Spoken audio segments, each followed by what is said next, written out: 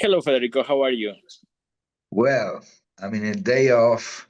I'm here in Milan for a TV show, and so today, which is tomorrow, it's a radio show, and so tomorrow I'm in the day off. I'm resting a little bit.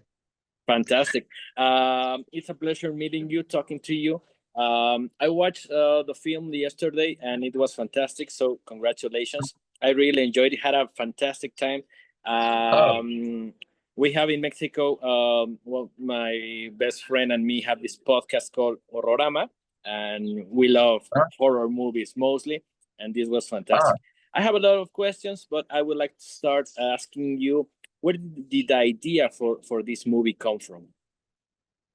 oh, yeah. The idea. I mean, I was in a conversation one day with my wife, and I was asking what scares you the most. I mean, something that really scares you.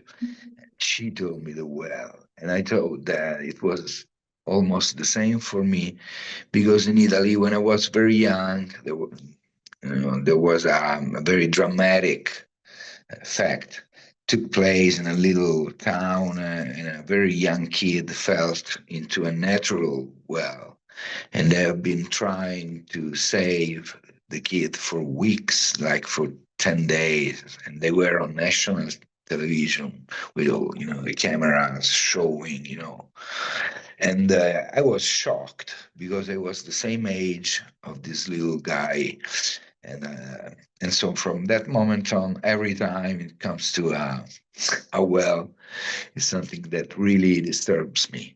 So I said, oh, okay, the well can be an interesting matter. And I called up the guy who I write with, Giacomo Giansini, the screenwriter, and I start talking about the well. And he told me, okay, let me think about it. And he came up with connecting the painting and the well after a few days. And so we started working on the first structure of the screenplay. Then, when I met Stefano Masi, which is the writer and producer of the movie, we got back to the script, and we made it a lot more gory and a lot more horror than it was. And that's you know, Okay, I think it's a fantastic idea, and it's very well executed. As I told you before, I really enjoyed this film while I was watching it.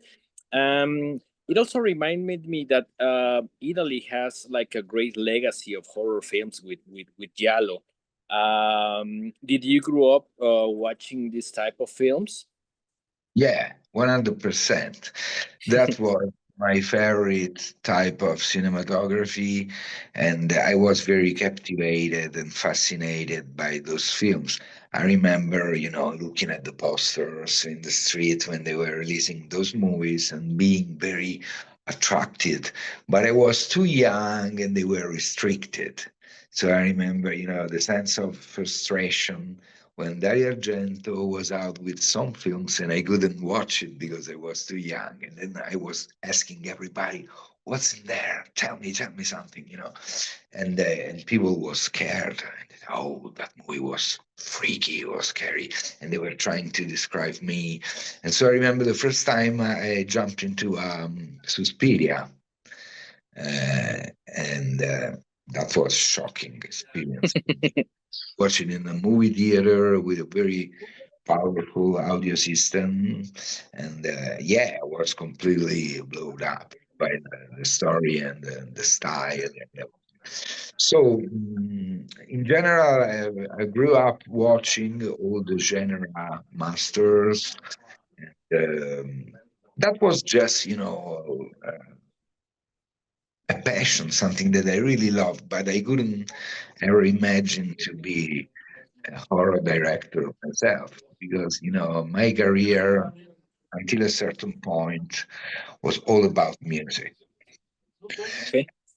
So I did like 12 albums before stepping into my directorial career, and It is a surprise because sometimes that you love something so much, you will end up dealing with it, with that. And so it was like 9 years I was making another horror film. I took a very long layoff because I was focusing the most on my music career, and so I am happy to be back with this film, and especially it's an honor for me to have the movie released in Mexico because I love Mexican people.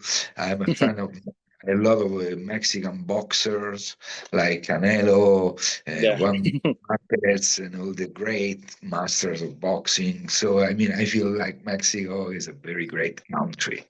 And Okay. I'm, And Mexico is the country that watches most horror in the world. yeah, We, and they love to be bloody. yeah. They love bloody.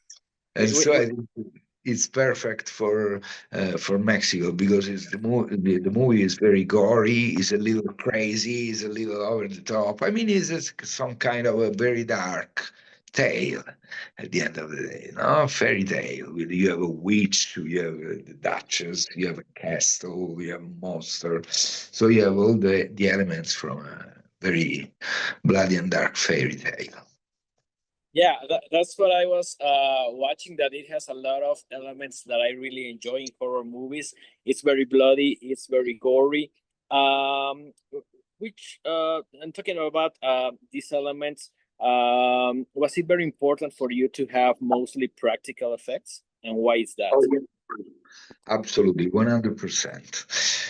Because I don't love CGI unless it is just to make some little changes and maybe, correct some images and some little stuff. But I really don't like when the effects are made by CGI because you can feel they have no leverage. They don't look real.